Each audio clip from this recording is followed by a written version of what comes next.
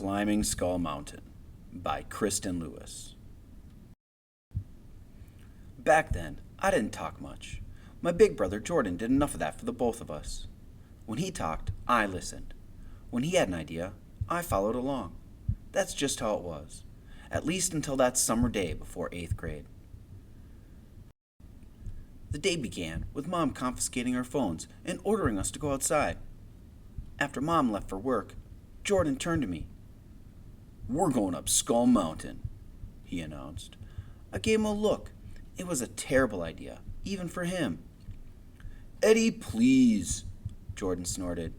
"Don't tell me you believe all that stuff about ghosts." I shrugged. We all knew the story, that anyone who tried to take anything off the mountain would suffer a terrible fate. Legend had it that hundreds of years ago, some explorers found rubies up there. They returned with pickaxes to cut the gems out of the rocks, but a sudden storm buried them alive. No trace of them was ever found, except for one thing, a chipped and mangled pickaxe. Now, when the wind blows, people say you can hear it coming from Skull Mountain, as if those men are still up there with their pickaxes, doomed to bang away at the rocks forever as a punishment for trying to take what did not belong to them. It was nonsense, of course.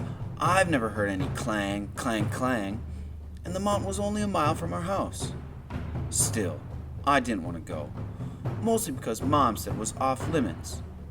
But when Jordan opened the door and said, "Let's go," I didn't say anything. I just followed him. Jordan and I traipsed down the dirt road until we came to the foot of the mountain, where a dilapidated wooden fence stretched as far as we could see in either direction. A faded sign read, "No trespassing." Jordan climbed the fence easily. "See?" he said, when I pulled myself over the fence at last. "No ghosts."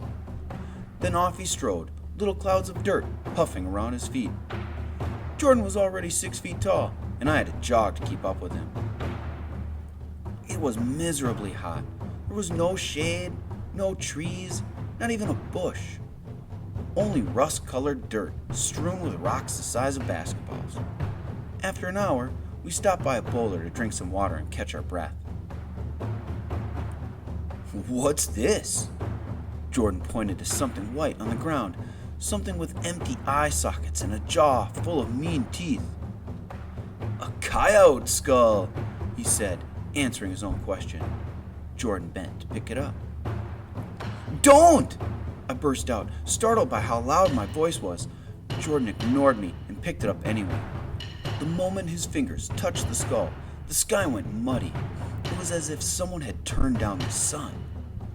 Jordan didn't seem to notice. He just stared at that skull, mesmerized. I wanted to tell him to put it down. I didn't like all that death in his hands. But before I could think of what to say, boom! Thunder cracked across the sky. A howl of wind whipped up the dirt into a blinding swirl. "Run!" I shouted, shielding my face with my arm. Jordan just stood there, transfixed. I grabbed his hand. Still he didn't budge. Sand filled my nose. It snipped at my skin like thousands of tiny scissors. With all my strength, I charged down the mountain, hauling Jordan behind me, until... And then louder. Suddenly, I knew what I had to do.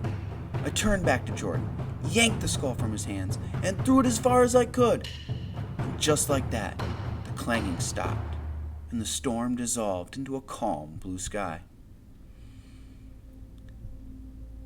"It hurts to open 'em," Jordan moaned, covering his face with his hands. His eyes had been scratched up badly by the sand. It would be days before they healed. "Keep them shut," I told him. "Where's my skull?" he asked. I spied it in the distance, next to a large rock. It seemed to be watching us. "It's gone," I lied.